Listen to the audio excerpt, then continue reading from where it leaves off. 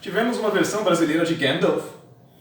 A Guerra de Canudos foi uma coisa catastrófica, mas simbolicamente importante. Símbolos são uma coisa perigosa. Tudo isso e muito mais depois da vinheta. Solta a vinheta!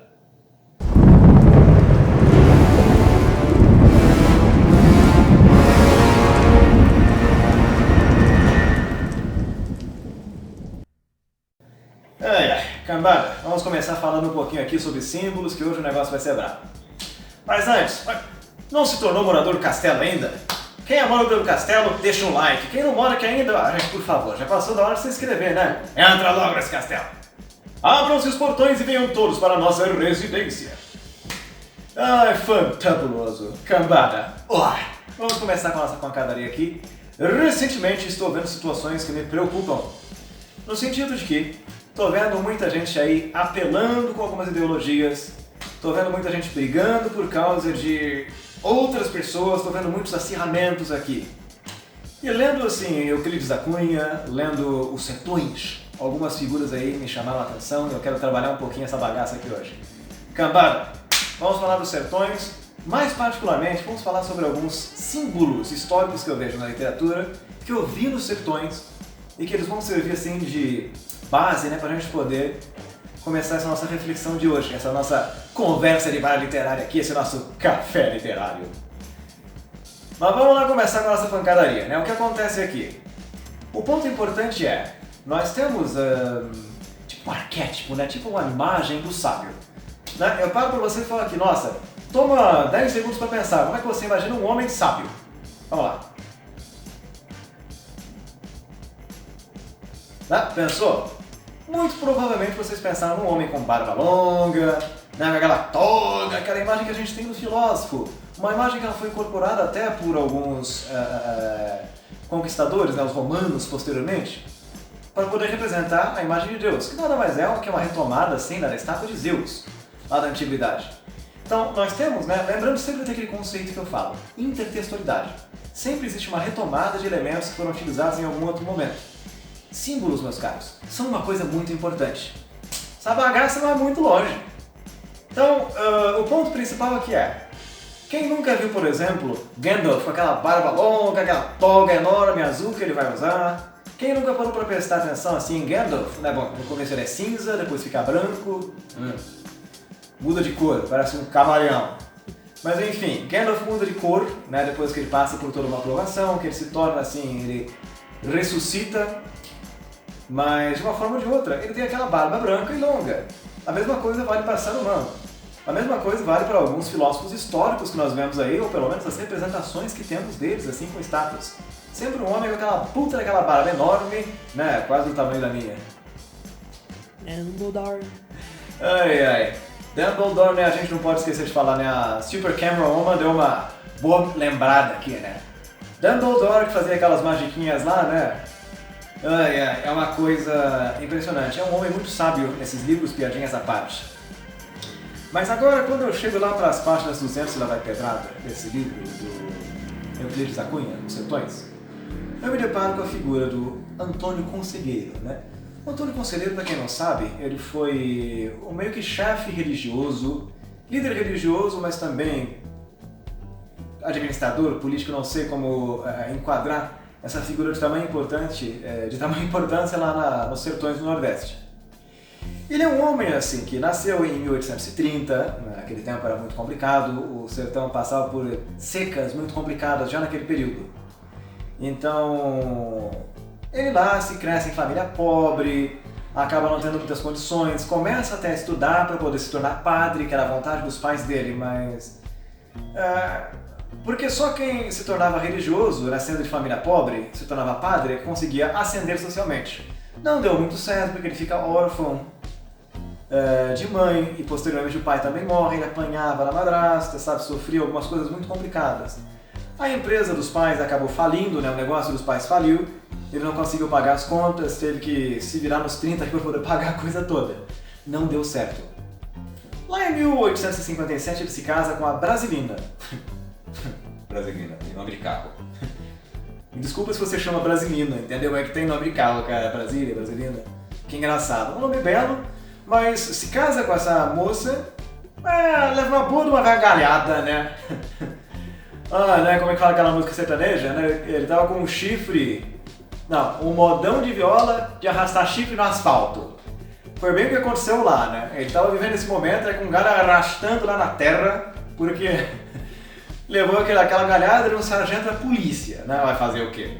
Humilhado, meio puto de saco cheio, ele saiu daquela cidade que tinha se mudado, ele foi lá pra Cariri, um ponto de peregrinos, né? De pessoas assim que eram... aquelas pessoas que se flagelavam, aqueles religiosos que abandonavam esse mundo terreno e buscavam assim... Bom, muitas pessoas pediam esmola, muitas pessoas religiosas que abandonavam esse mundo terreno dessa forma, sabe? Buscavam uma vida mais espiritualizada. Eram os peregrinos que apareciam ali com essa frequência. Então, Antônio Conselheiro ele vai levar uma vida extremamente... como é a palavra, assim, que eu estou procurando, né? Asceta. Uma vida extremamente asceta. Ele vai abandonar essa vida mundana e ele vai se tornar um ícone religioso. Não é porque ele era um evangelista, ele era um pregador à sua maneira. Então ele vestia aquela toga azul enorme, sabe? Ele tinha aquela mesma barba que eu falei agora há pouco, né? Com essa linguagem simbólica que eu estava tentando demonstrar para vocês. Então isso é uma coisa muito importante, né? Porque é nesse sertão do Nordeste, né, que passava por uma seca extremamente complicada, que ele se torna um líder. E ele recebia de braços abertos aquelas pessoas que não tinham para onde ir. Sabe, é desnecessário dizer que naquela época o Brasil passava por um momento muito complicado. Em 1888, nós temos a abolição da escravidão. Então não tínhamos mais escravos, mas foi uma coisa um pouco mal organizada. Nós tínhamos uma porrada de homens e mulheres negros que não tinham para onde ir. Não tinham trabalho, muitos se sujeitavam de volta a esse regime de escravidão porque não tinha para onde ir. Ou era isso ou é passar fome. Então nós tínhamos vários indivíduos lá na Bahia, né, que nós temos uma grandíssima quantidade de negros. Então lá nós tínhamos aí muitos negros, muitos indígenas que não tinham para onde ir. Então para onde eles foram? Começaram a juntar ao em volta desse homem aí, né, do Antônio Conselheiro, um bando de pessoas assim que não tinham para onde ir e que começaram a constituir essa cidadela, né, de Canudos. Um lugar que era autossustentável, autossuficiente. Eles não dependiam, por exemplo, da República. Então, houve um mal-entendido num determinado momento histórico, né, que acabou acarretando esse problema, né, que posteriormente deu origem à Guerra de Canudos. Qual foi o grande problema, né, que aconteceu aqui? Com a nossa versão brasileira, né, de Gandalf, com as pessoas que moravam ali nesse ambiente sertanejo. Eles compraram madeira e algumas coisas para poder construir mais partes daquela cidadela, que naquele momento já contava com 25 mil pessoas. Era um lugar assim, já com uma quantidade razoável de indivíduos. Só que os bens não foram entregues. Eles falaram que iam ter que tomar alguma atitude drástica em relação a isso, e isso foi motivo para as pessoas aí, né, que eram influentes naquela região, assim como os padres que já não simpatizavam muito com o Antônio Conselheiro, porque ele não pregava dentro das igrejas, né? Porque ele não era oficialmente parte da Igreja Católica, então havia uma certa hostilidade aí. Então sempre temos disputas na história. É o que acontece. Acho sempre importante a gente levar em consideração, né? A história é uma coisa muito importante. Eu não sou exatamente um expert nessa bagaça toda, né? Mas, como um crítico literário, eu prezo muito por esses ensinamentos que a história nos passa. E a literatura está muito ligada com isso. Então, o ponto importante aqui nós tivemos aí uma disputa. Isso daí serviu assim, de estopim para que houvesse uma pressão da parte dessas pessoas para que trouxessem o exército para cá. A primeira incursão do exército fracassou, foram rechaçados, a segunda também. A terceira debandou em massa, né, depois que teve um ataque à noite. A verdade é que os militares não estavam muito preparados para poder lidar com a forma como a guerra acontecia lá nos sertões, né, com aquelas táticas de guerrilha, as pessoas se escondendo, dando tiros no escuro, armando assim, umas armadilhas bem complicadas. Então, quando os soldados fogem, né, os soldados da República fogem, naquele ano, nós vamos ter uma situação muito problemática, né, porque no Brasil começa a se criar um certo temor. Muita gente imagina, né, com uma certa paranoia, de que existe uma conspiração para poder trazer a monarquia de volta ao poder. Eles consideram isso muito problemático, então, usando isso como uma desculpa, porque é o que foi, eles trazem fazem uma quarta incursão com o exército. Aí não tem jeito. Sabe, essa quarta incursão com o exército foi uma batalha muito violenta. Essa Guerra de Canudos ela durou de 1896 até 1897. E foi um massacre, né? Não há o que dizer, foram mais de 20 mil pessoas mortas, foi um genocídio. Eu não estou usando o termo aqui de maneira gratuita, é o que foi um genocídio. Pessoas, sertanejos inocentes, foram mortos por causa de uma ideologia muito problemática, né? Criou-se uma paranoia. Então, onde eu quero chegar com essa história toda? As pessoas precisam de símbolos, né? Isso é uma coisa que acontece. Na literatura isso acontece, e na história isso não é uma coisa muito diferente. Criaram-se vários símbolos, isso daí levou a uma paranoia, e pessoas inocentes foram mortas por causa disso. Acho que é desnecessário dizer que nós temos outras figuras aí, né? O tal do bigodinho, Hitler. Figuras desprezíveis dessa nossa história. Carlos, acho que ninguém aqui desconhece a minha posição, mas quem não conhece já deixo bem claro, Hitler foi um monstro que também, assim como a Guerra de Canudos, não é? Matou inocentes. Inocentes morrem quando as pessoas deixam de pensar. Nós não podemos, assim, criar símbolos de maneira descuidada, de maneira tão inconsequente.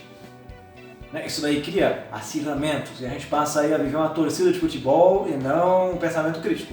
O pensamento crítico, ele é necessário. Então, quando símbolos são criados de maneira tão descuidada, quando nós temos uma ausência de pensamento, isso é uma coisa muito perigosa. Literatura é uma coisa, vida real é outra. E nós temos aí exemplos na história brasileira mesmo, nessa leitura que eu fiz do Euclides da Cunha, isso é uma coisa muito facilmente evidenciada. Símbolos se tornaram uma coisa muito problemática, que levaram à morte de pessoas. Não era uma tentativa de golpe contra a República. Nunca foi desde o início. Era um bando de gente aí que não tinha para onde ir, que estava tentando minimamente sobreviver em épocas de seca, em uma crise severa. E o que eles ganharam com isso? A oposição de algumas pessoas que eram poderosas acabou gerando isso. Então temos que tomar cuidado. Símbolos são uma coisa muito perigosa. E a importância da crítica literária nesse contexto em particular é exatamente isso. É importante que as pessoas enxerguem o que está sendo construído em determinado livro. É importante que as pessoas enxerguem o que está sendo construído na mídia.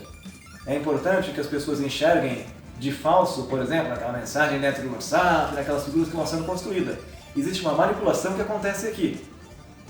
Seja para a esquerda, seja para a direita. Não vou entrar em questões de mérito político aqui. Eu, como toda pessoa adepta da liberdade de pensamento, não acredito que os extremos sejam positivos. Sabe? Não vou entrar em mérito. Só estou dizendo que temos que tomar cuidado com os símbolos que vamos produzir. E a literatura, assim como a história, está aí para mostrar como é que essa coisa acontece. Tudo é construído com repetições históricas. Tudo é retomado e levado adiante. A ausência de pensamento, meus caros, é uma coisa muito perigosa. Fica essa a mensagem por hoje e até a próxima. Catapimbas!